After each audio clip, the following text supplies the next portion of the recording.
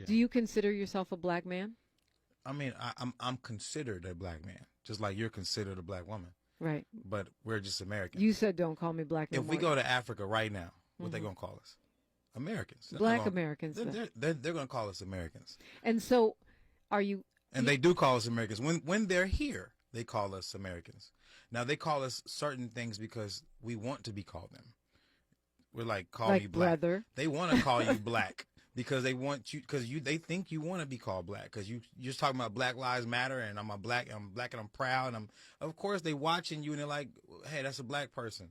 But when they're talking amongst themselves, and I've heard these people, I've heard their conversations in Mexico and different people, they call us Americans no matter where we go. If we go to China, they call us Americans. It could be me and you standing with two other people we call white here, and they call us all Americans. Don't call me black no more. Call me American. Call me American. That shit is making us racist. That shit is arrogant. That shit is arrogant. Don't call him white no more. Call him American. Call him American. American. That shit is making us racist. That shit is arrogant. Arrogant. Welcome to the broadcast. This is Brother Delineationist. Today, I want to address the rap artist Jaguar J. French and his recent song, American. In his work, the artist calls for the universal abolishment of the concept of race. However, he simultaneously have advocated for repairing systemic harms, specifically black Americans, based on their ethnic and racial designation.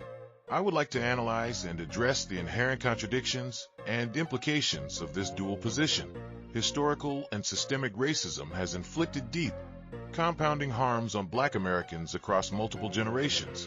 These state-sanctioned and institutionalized practices targeted a single population, establishing a stark asymmetry where black Americans bore the immense costs of a racial hierarchy they did not create or impose. Historically, data from sources like the Gallup and Newsweek polls indicates that Negro American was once a widely accepted self-identifier, peaking with a 38% liked most rating, an 11% least liked rating, and a plus 27% net favorability.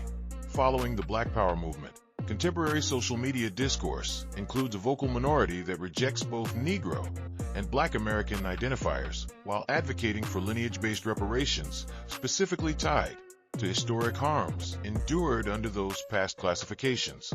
The question that was posed on X is, show me a Jewish person who does not identify as being a Jew and still got Jewish reparations from World War II. Because the lineage-based collective community has not addressed this matter in approximately 5 years, I am providing the answer to the question below. Reparation and restitution policies are based on how the Nazi regime defined victims, rather than an individual's personal religious or cultural identity.